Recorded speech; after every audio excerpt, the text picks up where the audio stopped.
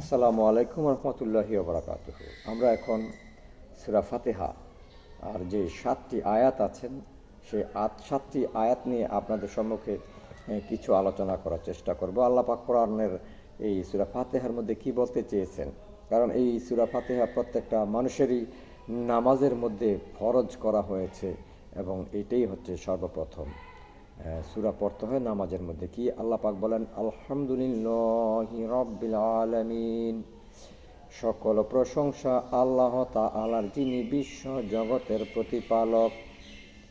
আর রহমানির রাহিম, অনন্ত করুণাময় ও পরম দয়ালু।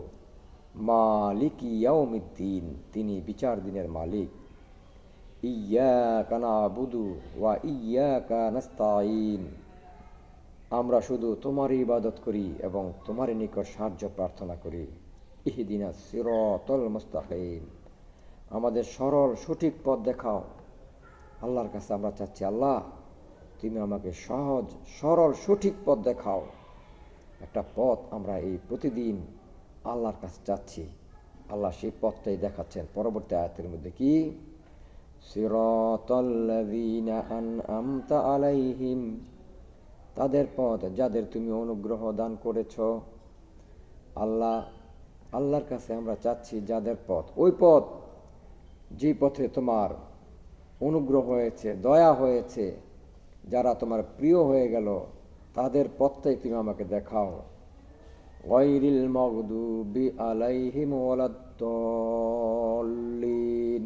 তাদের পথ নয় যারা অভিশপ্ত এবং পথভ্রষ্ট। প্রত্যেকটা মানুষেরই সূরা ফাতিহা নামাজের মধ্যে পড়া ফরজ এবং প্রত্যেকেরই সূরা ফাতিহা পড়তে হয়। এই সূরা ফাতিহার মধ্যে আমরা আল্লাহর কাছে চাই, আল্লাহ তুমি আমাকে সঠিক এবং সহজ পথ দেখাও। সেই পথ যে পথে তোমার প্রিয়জনরা গিয়েছেন, তোমার রহমত পেয়েছেন, দয়া পেয়েছেন, মহব্বত পেয়েছেন। এগুলি কারা?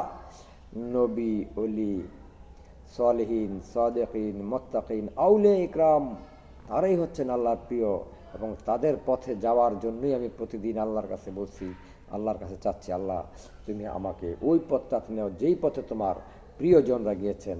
আল্লাহ আমাদেরকে যেন ওই পথে যাওয়ার জন্য তৌফিক দান করেন। আল্লাহ আমাদের দোয়া যেন কবুল করেন, আমরা যেন সকলে ওই পথে যেতে পারি। আসসালামু আলাইকুম রহমতুল্লাহি ওয়া বারাকাতুহু।